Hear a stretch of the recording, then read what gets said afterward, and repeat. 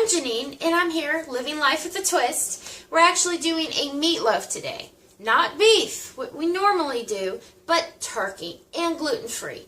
In my family, we have a lot of food allergies, so we just naturally go gluten-free in order to make sure everybody can eat. And with that, let's get started. Here we go. Number 1, I have washed my hands before I do anything here. Number 2, we have 3 pounds of ground turkey. You can get this ground turkey at Walmart, at Kroger. Those are the 2 main grocery stores that we have in our town, or anywhere that you get it. But it's all based on 3 pounds of turkey that's going to be cooked up as a meatloaf. I love turkey. I love it. It's moist meatloaf. Who wants a dry meatloaf? That's terrible. So the turkey for me gives a great flavor, and also being moist, and who doesn't love that? I know I do. Okay, so we're going to start with the wet ingredients first. And this is going to be, I have it measured out here. You can see my lovely shot glass. It's actually about 3 tablespoons of Worcestershire. And our recipe is going to be below. So make sure you check to see if you want to make this. The other thing is that this whole recipe is gluten-free. I have terrible food allergies, and so all of our recipes that we do, especially when I'm helping out Mom here with Living Life with a Twist, is going to be gluten-free. Okay, this is the 3 tablespoons of Worcestershire sauce.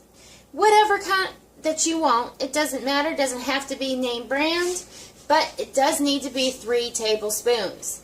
Moving on, we're going to put in our mustard. This is just plain yellow mustard, but you could put whatever kind of mustard you have on hand. Grey Poupon, honey mustard, it doesn't matter.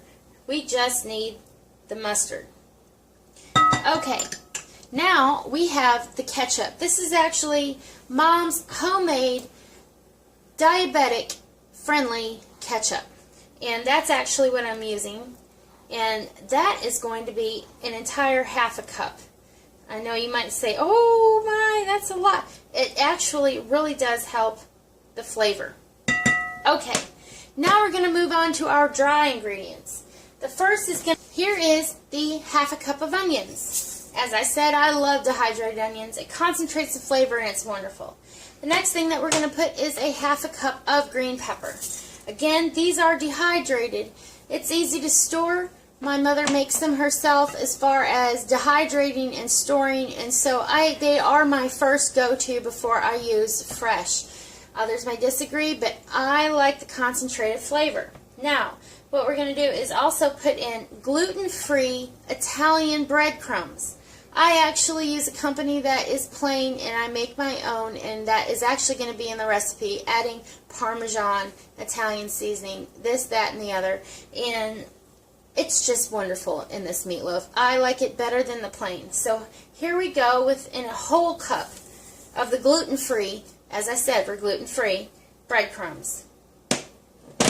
We are going to put in our salt, and it is 1 teaspoon of sea salt. And we're also going to add a ½ teaspoon of thyme. Now here's my favorite part. I'm sorry, if you're not getting dirty while you're cooking, then you're not cooking, not in this house. So I'm going to go like that, and as I said, my hands have been pre-washed in extremely hot water, and I have asbestos hands, so I know hot water. And I'm going to use what God gave us, which is our 2 hands, to put this together and mix up. Oh, I can't wait. We love this meatloaf, all of us, and before I started messing around and figuring out exactly what kind of meatloaf that I wanted to make using different meats and finally setting on the turkey, as I said, it keeps it moist. There's nothing worse than a dry meatloaf. Awful. So here we go. I'm going to mix, but I also don't want to overmix. It doesn't matter what kind of meat you have. If you overmix, it's going to make it tougher. It's going to make it worse. It's going to be not the best. And who wants to eat bad food? I know I don't. So this is incorporated and mixed appropriately. And now what I'm going to do is put this in a glass bowl that has been lined with parchment paper.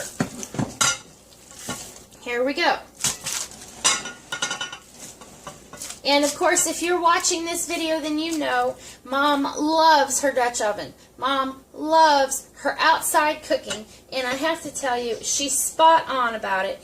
It's excellent food. It's cheaper to make, and also it is just a better way to do things. You never know if something bad's going to happen as far as weather goes, and it's a good way to know how to cook. So the Dutch oven is what we're going to put this in, but I just mix it up until it's incorporated. Then I put it in here and I pat it down, and now we're going to go on and put it on the grill. Hi folks, now we're here at the grill.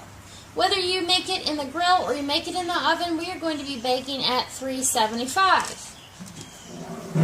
Woo! Yes. We always have our oven thermometer though, so we know what's going on. I'm going to put this bake safety dish in here. This is our Dutch oven. And put the top on. Now I'm going to shut this, and we will see you in an hour. Hi, it's been an hour later, and now we're back here at the grill.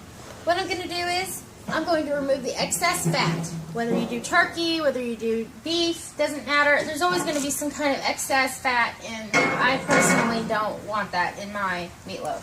So I'm going to use tongs and a paper towel. If I was inside doing this at the oven, because regardless if you're in the oven or you're here at the grill, 375 for an hour is what you're going to be baking it as.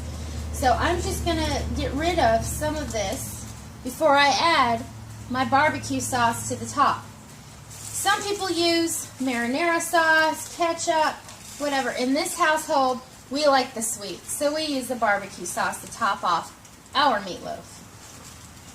And getting rid of the excess fat. Oh, who wants that? Nobody wants that. It's, you know, it's kind of gross thing. So, yes, you can hear it. It's sizzling, but I like that. I'll tell you what, this grill is wonderful to cook all types of food. It doesn't just have to be for barbecues on the weekend. Especially in where we live, which is in the south, it gets so hot. I'd rather come out here and cook than make the house too hot. Okay, so now that I've taken off the excess fat, what I'm going to do is just put this in another bowl to the side and show you how I do this. Because we're just going to cook it for an extra 20 more minutes to put our sauce on and kind of let it get a little crispy. The sauce, I'm not sure if I have the word, but it melts into it. Crispy. Makes the crust on the top of the meatloaf so good. And what do we love around here? Good food. So I'm almost finished putting the barbecue sauce on top. What I'm going to do next is I'm leaving the top of the Dutch oven off. Make sure I get all that wonderful barbecue sauce. I'm going to leave the top off because I want the top of the meatloaf to get a little crispy. For the barbecue sauce to lose a little bit of its water content and make it nice and gooey and crispy and yummy. We love yummy around here. Okay, so I put that on. It's still 375. I'm going to shut this again, and we're going to do it, let it sit for 20 more minutes, and then I'll show you the final product. Okay, it's been 20 minutes later since I came in, took the fat off, and put the barbecue sauce on to get that crust nice and sweet and a little crispy. So you see the Dutch oven. I'm going to pull it out to show you just exactly how it looks when it comes out. It's wonderful. Yes, there's some fat there, and yes, you can put a little more paper towel and get that off, but it has that lovely red crust on it, and it's just going to be wonderful with the barbecue. And that is our gluten-free Living Life with a Twist meatloaf.